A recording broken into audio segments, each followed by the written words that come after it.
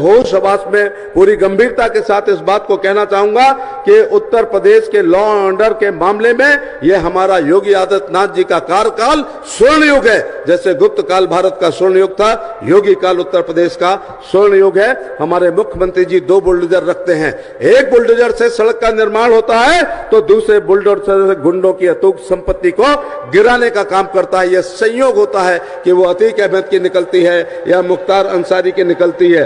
इसलिए साथियों, अगर झोला छाप डॉक्टर से 5 साल इलाज कराने का बाद, पेट फड़वाने के बाद अगर हम एम्स में जाकर के 5 दिन में उम्मीद करते हैं कि हमारा मरीज चलने लगे तो हम कहीं ना कहीं गलती करते हैं। इसलिए सपा बसपा सपा बसपा सपा बसपा 5 दिसंबर 1989 से ये देश, ये राज्य बीमारू राज्य हो गया था, पटरी से उतर गया था। योगी आदित्यनाथ जी के कार्यकाल में कोई भी एमएलए प्रत्याशी ऐसा नहीं था जिसने अपनी विधानसभा में कम से कम 1000 करोड़ रुपए का जिक्र न किया हो। जो राज्य सरकार से आपको तमाम चीजें मिली हैं, तब पुलिया नहीं बन पाती थी, आज गंगा जी पर पुल बनने का काम कर रहे हैं। तब एक पीएचडी नहीं हो पाती थी, आज हर जिले में मेडिकल कॉलेज योगी आदित्यनाथ जी ने देने का काम किया है। इसलिए ये हमारे, मैंने बताया कि ये स्वर्ण युग है लॉ एंड ऑर्डर का मामले में। मैं जिस जिले से राजनीति करता हूं वो इटावा, एटा, मैनपुरी और फिरोजाबाद का इलाका होता है।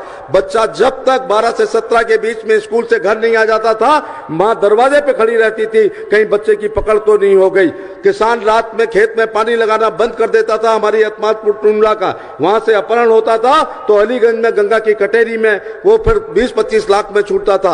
आगरा के डॉक्टरों ने सुबह की मॉर्निंग वॉक करना इसलिए बंद कर दी थी कि बूढ़ा यादव उठाता था तो 5 करोड़ से कम की फिरौती नहीं लेता था। हमारे यहाँ का व्यापारी जब तक दुकान बंद कर घर नियत समय पर नहीं आता था, पत्नी चिंता करती थी थैला तो नहीं छिन गया और गोली तो नहीं लग गई। इसलिए 12 से अपने वोट डालने से पहले 12 से 17 का अखिलेश यादव का कार्यकाल जरूर याद रखना। महाराज जी, अगर समाजवादी पार्टी का सबसे कमजोर जिला उत्तर प्रदेश में, उस जिले का नाम मथुरा है जहां आज तक किसी की जमानत नहीं बची है। लेकिन जब अखिलेश यादव का हाथ रामवृक्ष यादव की पीठ पर होता है तो जवाहर कांड होता है और डिप्टी एसपी और हमारे एसओ जब उसको मुक्ति दिलाने के लिए जाते हैं जमीन के अतिक्रमण को, तो उनकी हत्या की जाती है। इसलिए 7 तारीख को सुबह वोट डालने से पहले 12 और 17 के कालखंड को हमें जरूर याद करना। मैं करेल की बहुत चर्चा हो रही है, मैं यही पूर्वांचल में यह कहने के लिए आया हूं, जब अखिलेश यादव ने उत्तर प्रदेश में सर्वश्रेष्ठ सीट करेल को चुना और ये कहा था कि अब मैं केवल सर्टिफिकेट लेने 40 दिन बाद आऊंगा, करेल की जनता ने, मैंने कहा था कि अगर तुमको 7 दिन के अंदर ना बुला लूं तो मेरा नाम भी एसपी सिंह बघेल नहीं है। उनको 7 दिन के बीच में आना पड़ा और इसके बाद 17 तारीख को दोबारा आए हैं तो अपने वृद्ध और बीमार पिता नेताजी श्री मुलायम सिंह यादव को लाना पड़ा। धर्मेंद्र यादव, अक्षय यादव, रामगोपाल यादव, श्रीपाल यादव और तेज प्रताप यादव को घर घर वोट मांगने के लिए करेल की जनता ने मजबूर कर दिया है। तो जो सर्वश्रेष्ठ सीट पर जाते हैं, मैंने कहा तुमने अपने पिताजी को राष्ट्रीय अध्यक्ष से पद से हटा करके सर्टिफिकेट लेने की जो ताकत ली है, आपने वही काम किया है जो औरंगजेब ने शाहजहां के साथ किया था, जो गयासुद्दीन फिरोज तुगलक ने गयासुद्दीन तुगलक के साथ किया था और जो अलाउद्दीन खिलजी ने मोहम्मद खिलजी के साथ किया था।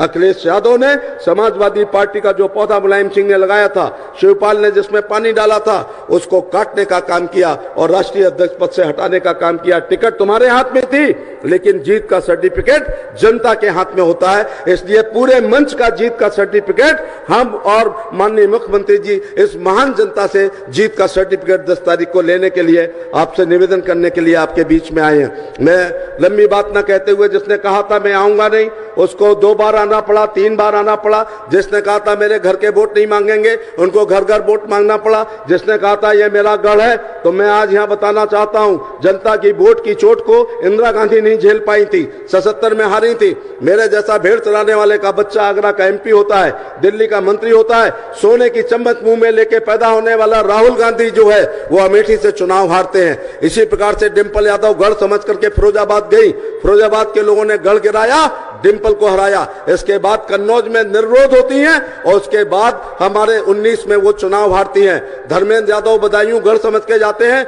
वहां चुनाव हारते हैं। अजीत सिंह और जयंत बागपत, मुजफ्फरनगर और मथुरा जाते हैं और गढ़ों से चुनाव हार के आते हैं। इसलिए कोई गढ़ नहीं होता है किसी का, जनता के आगे कोई कुछ नहीं है। मैं ये बात कह करके अपनी बात समाप्त करना चाहूंगा कि हमारे राजू पाल 2004 में इलाहाबाद से चुनाव जीते थे और उस समय समाजवादी पार्टी की सरकार थी। 14 दिन उसकी पूजा पाल के हाथ की मेहंदी भी नहीं सूख पाई थी। ये अतीक अहमद अगर इसके पीठ पर समाजवादी पार्टी मुलायम सिंह और अखिलेश का हाथ ना हो तो ये बकरी को भी हलाल नहीं कर सकता है। मैं पुलिस में 10 साल रह के आया हूं, जानता हूं ये अपराधी कितने कमजोर होते हैं, लेकिन सपा का हाथ जब उसकी पीठ पर होता है, राजू पाल की हत्या अतीक और अशरफ करने का काम करते हैं। अभी मैं करहल चुनाव लड़ने गया, मुख्यमंत्री जी के आदेश पर वहां पर गया, आप देखते हैं कि जानलेवा हमला होता है। इसलिए मैं अपने समाज के लोगों से कहना चाहूंगा कि इधर पाल वंश के बेल को जो राजू पाल चला रहा था उसकी हत्या करके और पाल बघेल धनगर निखर वंश की बेल को जो एसपी सिंह बघेल बढ़ाने का काम कर रहा है, उस बेल को समाजवादी पार्टी काटना चाहते हैं। इसलिए जौनपुर मैं इसलिए यहां पर मिर्जापुर और भदोई के अपने समाज के लोगों से कहना चाहूंगा, तुम्हारी बिरादरी की बेल के वंश को जो काटना चाहता है, समाजवादी पार्टी का वंश इन दोनों जिलों में नहीं चलना चाहिए। यही मैं आपके चरणों में अनुरोध करने के लिए आपके बीच में आया हूं। यह भी आपके साथ कहना चाहूंगा, जितना भारतीय जनता पार्टी को वोट डालें उतना ही अपना दल और निषाद पार्टी को डालें। हमारी बहन अनुप्रिया जी का चुनाव चिन्ह कप प्लेट है, कप प्लेट खाली है, उस कप प्लेट में आनंद तब आता है जब मोदी जी की चाय उसमें पड़ती है, और मोदी जी की चाय स्वादिष्ट तब होगी जब पाल समाज के लोगों का दूध उसमें पड़ेगा। इसलिए मैं इस चाय को भी स्वादिष्ट करने के लिए भारतीय जनता पार्टी अपना दल और निषाद पार्टी के प्रत्याशियों को जिताने के लिए आपके चरणों में निवेदन करने के लिए आपके बीच में आया हूं। यही मैं आपसे अनुरोध कर रहा हूं कि 7 तारीख को सभी लोगों को हमारे जो संयुक्त प्रत्याशी हैं उनके पक्ष में थाली के सामने वाली बटन दबाना है, कप प्लेट वाली बटन के सामने बटन दबाना है और कमल के सामने वाली बटन दबाना है। और इसलिए एक कार्यकाल और उन गुंडों को ठीक करने के लिए, या तो वो बेल में है, या तो वो बाहर हैं, या तो वो स्टे लाए हैं, या वो यूपी से भाग के